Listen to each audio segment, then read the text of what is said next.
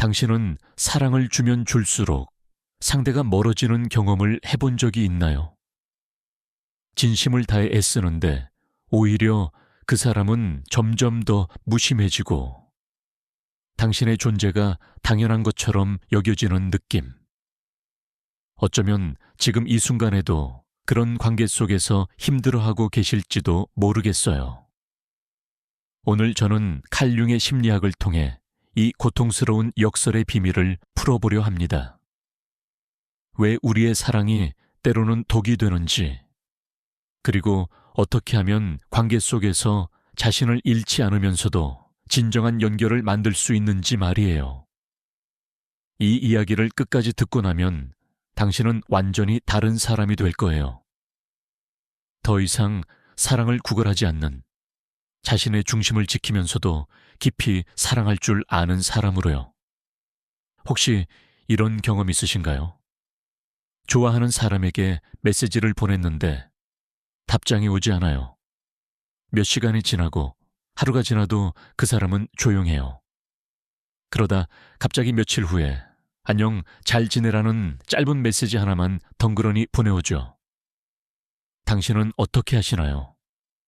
대부분은 그 메시지를 받자마자 마음이 두근거려요. 드디어 연락이 왔다는 안도감과 동시에 왜 이제야 연락했을까 하는 서운함이 교차하죠. 그리고는 어떻게든 대화를 이어가려고 애써요. 응, 잘 지내. 너는 어떻게 지냈어? 요즘 바빴어? 이런 식으로 말이에요. 상대방이 던진 한 줄짜리 메시지에 당신은 몇 배의 에너지를 쏟아붓게 돼요. 칼 융은 이런 패턴을 투사라는 개념으로 설명했어요. 우리는 상대방에게 우리 내면의 무언가를 투사하죠. 특히 사랑에 빠졌을 때는 더욱 그래요. 상대방의 짧은 메시지 하나에도 우리는 수많은 의미를 부여해요. 그가 나를 어떻게 생각하는지, 우리 관계가 어떻게 될지에 대한 불안과 희망을 그 메시지에 투영하는 거죠. 하지만 정작 중요한 건 상대방이 실제로 무슨 생각을 하는지가 아니라 이런 상황에서 내가 어떻게 반응하느냐예요. 많은 분들이 관계에서 자신을 잃어버려요. 특히 우리 중년 여성들은 평생 누군가를 돌보고 누군가의 필요를 먼저 채워주는 삶을 살아왔잖아요. 부모님의 딸로, 남편의 아내로, 아이들의 엄마로. 그러다 보니 자연스럽게 관계에서도 상대방의 필요를 먼저 생각하게 돼요. 그 사람이 원하는 게 뭘까? 어떻게 하면 그 사람을 기쁘게 할 수 있을까를 먼저 고민하죠. 하지만 융은 말했어요.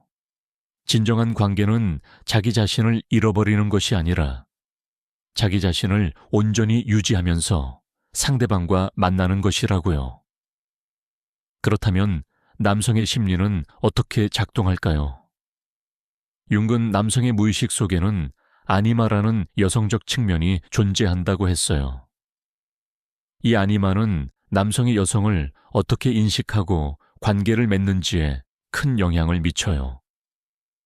흥미로운 건 많은 남성들의 아니마가 미성숙한 상태로 남아있다는 거예요. 그들은 무의식적으로 어머니 같은 존재, 자신을 무조건적으로 받아주고 돌봐주는 여성을 찾아요. 그리고 그런 여성을 만나면 처음엔 편안해 하죠. 하지만 시간이 지나면서 그 편안함은 권태로 바뀌어요.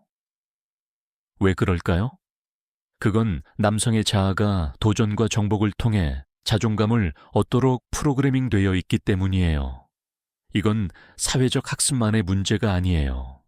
윤기 말한 집단 무의식 속에 깊이 새겨진 원형적 패턴이에요. 수천 년 동안 남성은 사냥하고 경쟁하고 무언가를 얻기 위해 싸워왔어요. 그 과정에서 성취감과 자존감을 느꼈죠. 현대 사회에서도 이 패턴은 여전히 작동해요. 쉽게 얻어지는 것, 확실하게 자기 것이라고 느껴지는 것에는 흥미를 잃어요. 반대로 불확실하고 완전히 소유할 수 없는 것에 더 끌리죠. 여기서 중요한 건 이게 남성의 잘못이 아니라는 거예요. 여성도 마찬가지로 무의식적 패턴을 가지고 있거든요. 융은 여성의 무의식 속에는 아니무스라는 남성적 측면이 있다고 했어요. 이 아니무스는 때로 여성으로 하여금 남성에게 과도하게 의존하게 만들거나 반대로 남성을 통제하려 들게 만들어요. 문제는 우리가 이런 무의식적 패턴을 인식하지 못한 채 관계를 맺는다는 거예요. 그럼 당신이 메시지를 보내고 답장을 기다리는 그 순간으로 돌아가 볼까요? 상대방이 며칠 만에 안녕이라는 메시지를 보냈어요. 이때 당신이 즉각 반응하고 대화를 이어가려 애쓰고 상대방의 무심함을 정당화하려 하면 무슨 일이 일어날까요? 상대방의 무의식은 이렇게 인식해요.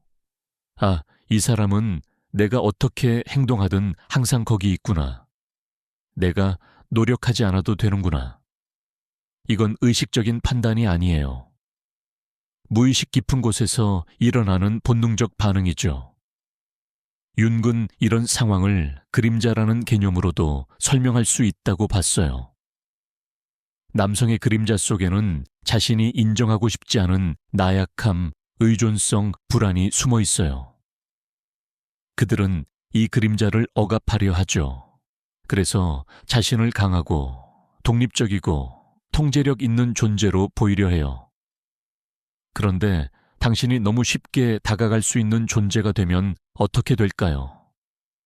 그는 자신의 그림자, 즉 약한 모습을 직면하지 않아도 돼요.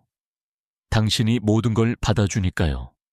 하지만 동시에 그는 당신을 존중하지 않게 돼요.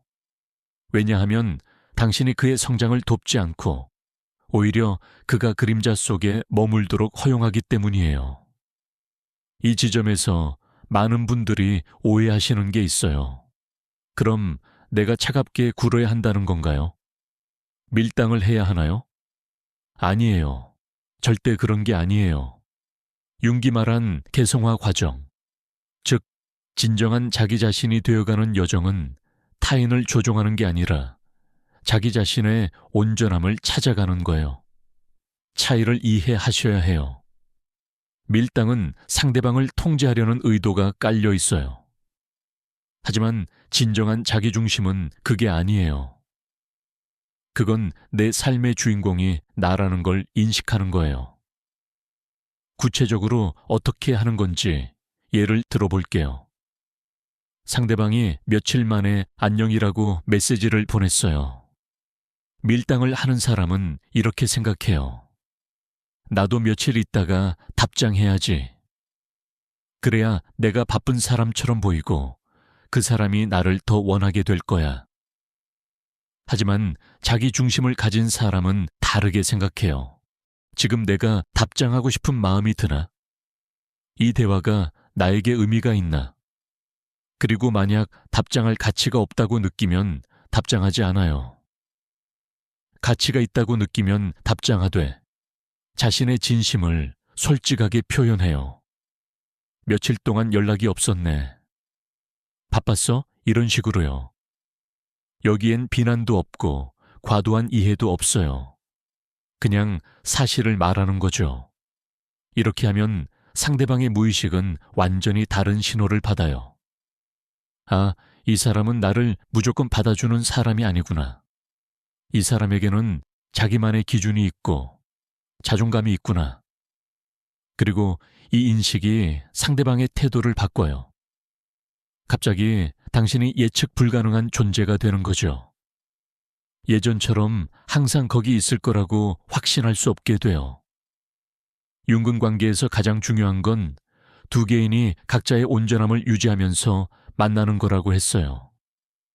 그는 이걸 신비로운 결합이라고 불렀어요. 두 사람이 하나가 되는 게 아니라 두 개의 온전한 원이 일부분을 공유하면서도 각자의 중심을 유지하는 거죠.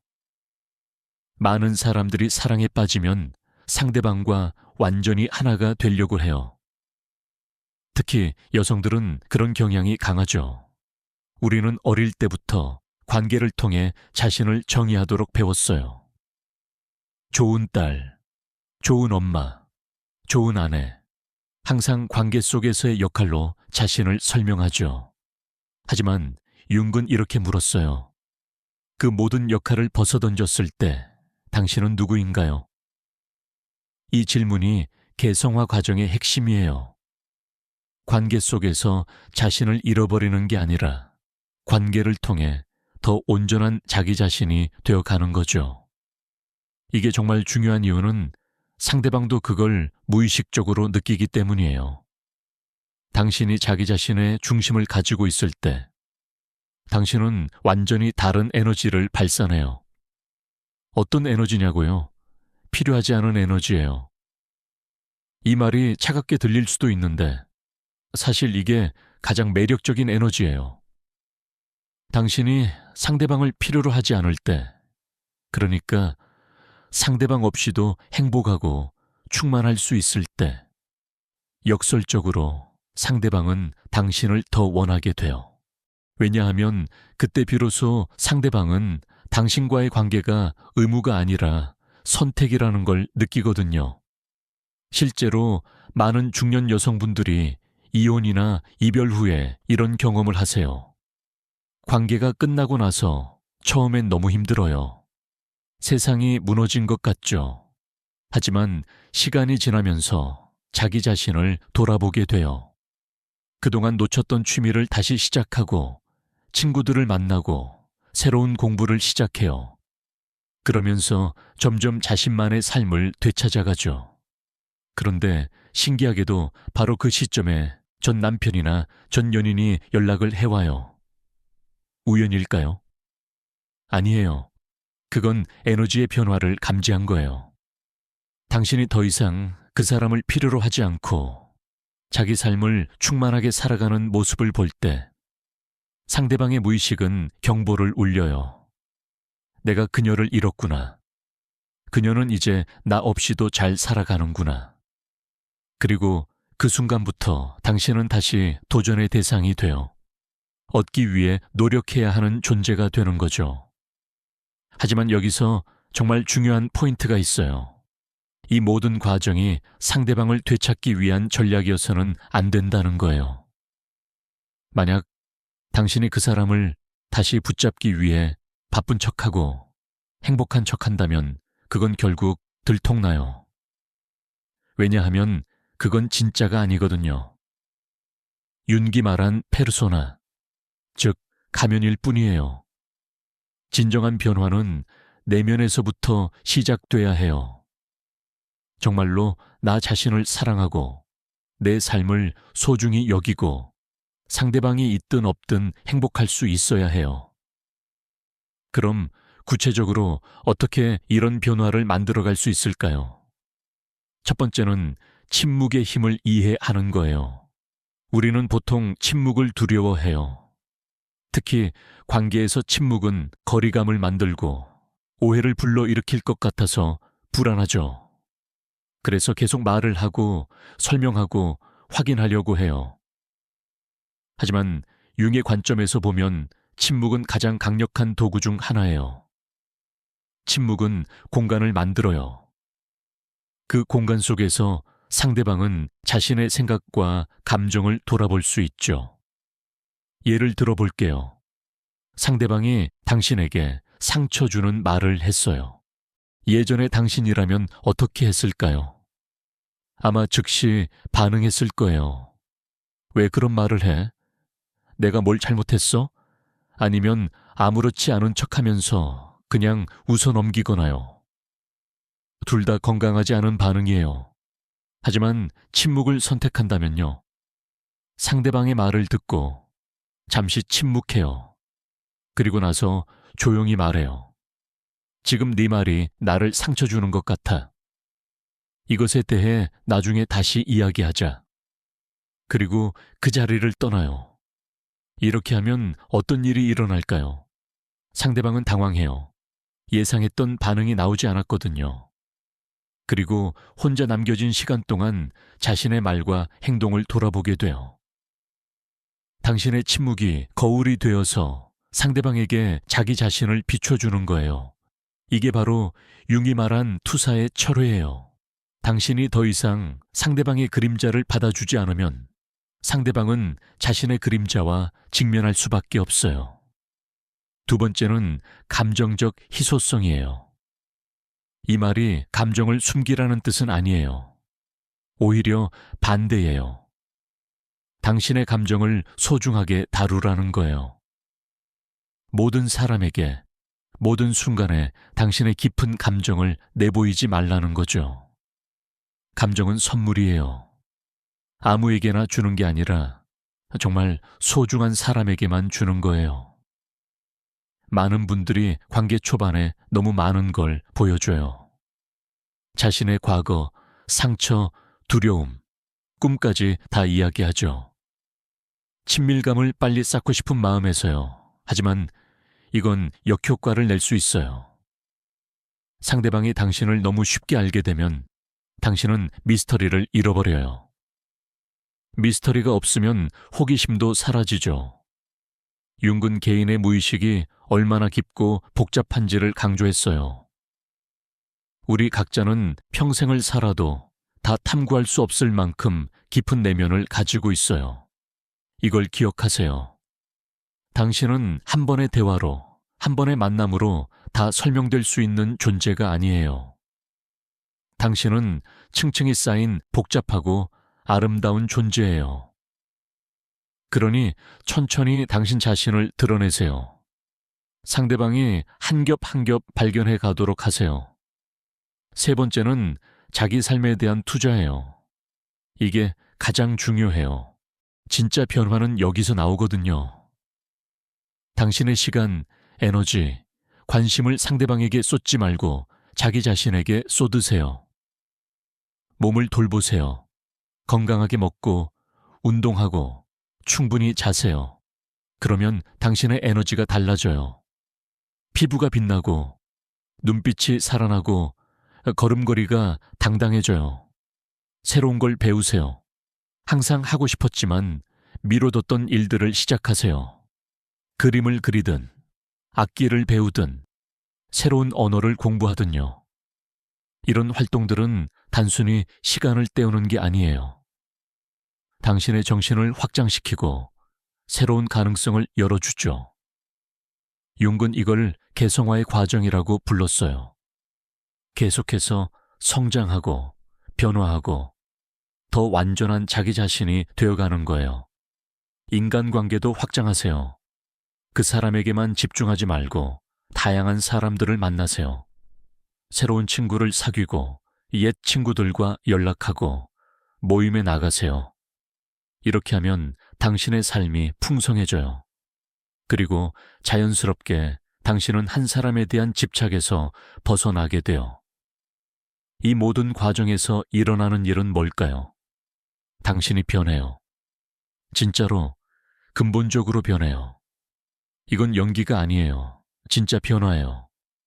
그리고 이 변화는 상대방에게도 느껴져요. 당신을 만날 때 상대방은 느껴요. 뭔가 달라졌어.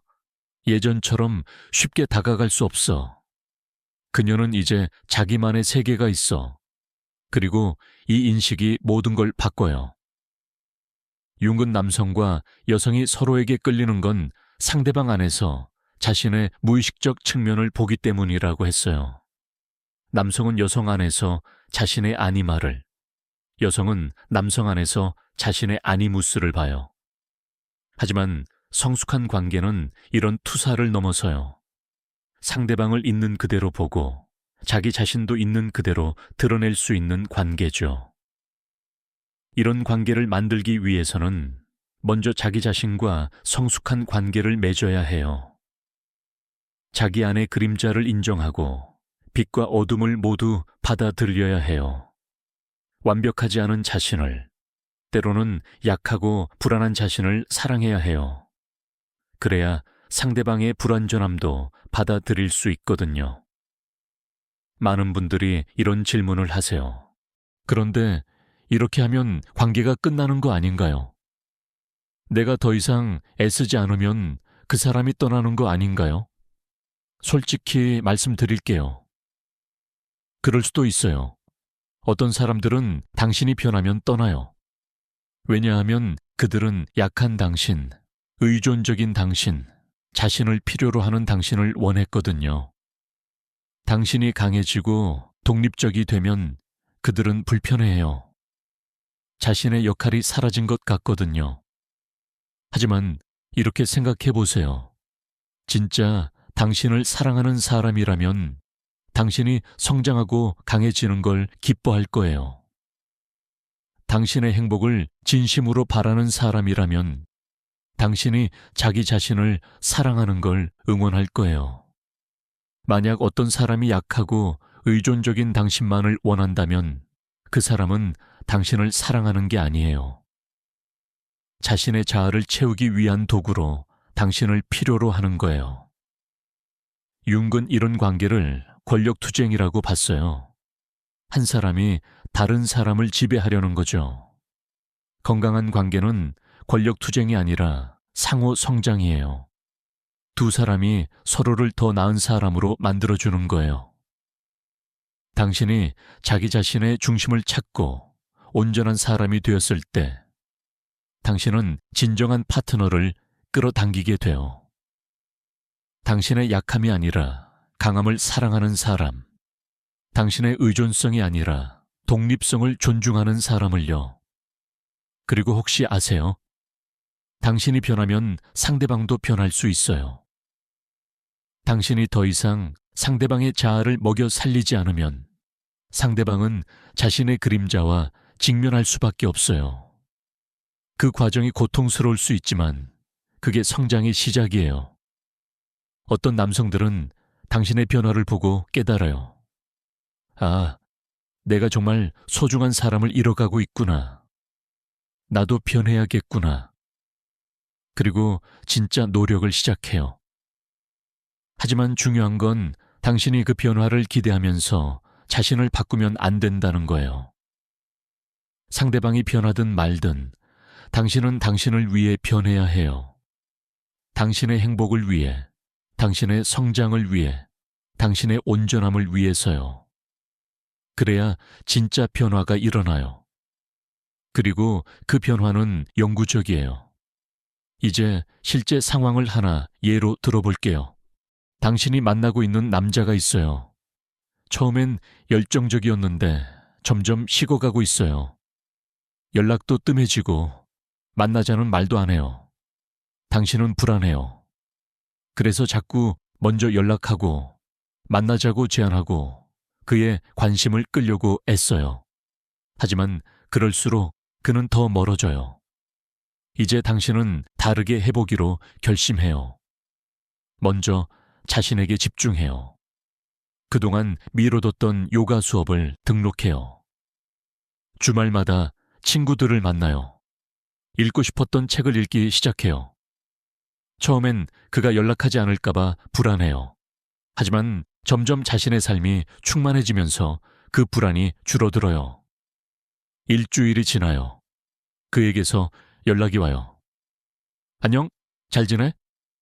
예전에 당신이라면 즉시 답장하고 뭐 하고 지냈는지 장황하게 설명했을 거예요. 하지만 이번엔 다르게 해요. 몇 시간 후에 짧게 답장해요. 응, 잘 지내. 그리고 끝이에요. 더 이상의 설명도 질문도 없어요. 그는 당황해요. 예상했던 반응이 아니거든요. 그는 다시 메시지를 보내요. 요즘 뭐 해? 당신은 솔직하게 답해요. 요가 시작했어. 재밌어. 짧고 간결해요. 감정이 담겨 있지 않아요. 사실을 말하는 거예요. 이런 대화가 며칠 이어져요. 그는 점점 더 호기심을 느껴요. 뭔가 달라졌어. 예전처럼 쉽게 다가갈 수 없어. 그녀는 이제 나를 필요로 하지 않는 것 같아. 이 불안이 그를 자극해요. 그는 당신을 다시 얻고 싶어져요. 어느 날 그가 만나자고 해요. 당신은 스케줄을 확인해요. 그리고 진짜로 바쁜 날이면 정중하게 거절해요. 이번 주는 어려울 것 같아. 다음 주는 어때? 이건 밀당이 아니에요. 진짜 당신의 삶이 있고 그 삶을 우선시하는 거예요. 드디어 만나는 날이 와요. 그는 당신의 변화를 느껴요. 피부가 빛나고 눈빛이 살아있고 이야기할 게 많아요. 요가에서 배운 것, 읽은 책 이야기, 친구들과의 재미있는 에피소드들. 당신은 더 이상 그와의 관계에만 집중하지 않아요. 당신의 삶 전체가 풍성해졌거든요. 그는 느껴요. 이 여자를 잃고 싶지 않아. 그리고 그때부터 그의 태도가 변해요. 더 자주 연락하고 더 진심으로 대하고 당신을 소중히 여겨요. 왜냐하면 이제 당신은 확실한 존재가 아니거든요. 언제든 잃을 수 있는, 노력해야만 붙잡을 수 있는 존재가 된 거예요. 하지만 다시 한번 강조할게요. 이 모든 과정의 목표가 그를 붙잡는 게 되어서는 안 돼요. 진짜 목표는 당신 자신을 찾는 거예요. 그가 변하든 말든, 돌아오든 말든, 당신은 당신의 삶을 살아야 해요. 그래야 진짜 행복해질 수 있어요. 융은 말했어요. 다른 사람과의 만남은 자기 자신과의 만남이라고요. 관계를 통해 우리는 우리 자신의 그림자를 보게 돼요. 우리의 두려움, 불안, 욕구를 직면하게 되죠. 이게 관계의 진짜 의미예요. 상대방을 얻는 게 아니라 자기 자신을 발견하는 거예요. 당신이 관계에서 힘들어하는 이유는 당신이 부족해서가 아니에요. 오히려 당신은 너무 많이 줄 수 있는 사람이에요. 문제는 아직 그 가치를 알아보지 못하는 사람에게 당신의 귀한 것들을 너무 쉽게 내어주고 있다는 거예요. 진주를 돼지 앞에 던지지 말라는 성경 말씀처럼요. 당신의 사랑은 선물이에요. 당신의 시간은 선물이에요. 당신의 관심은 선물이에요. 이 선물들을 아무에게나 주지 마세요. 정말 소중히 여길 줄 아는 사람, 그 가치를 아는 사람에게만 주세요. 그리고 그런 사람을 알아보는 방법은요. 그들의 말이 아니라 행동을 보는 거예요. 말은 쉬워요. 사랑한다고, 소중하다고 말하는 건 누구나 할 수 있어요. 하지만 행동은 거짓말하지 않아요. 그 사람이 정말로 당신을 소중히 여긴다면 그건 행동으로 나타나요. 시간을 내요. 노력을 해요. 당신의 필요를 고려해요. 당신의 감정을 존중해요. 만약 누군가가 당신에게 사랑한다고 말하면서도 당신을 무시하고 약속을 어기고 당신의 감정을 가볍게 여긴다면요.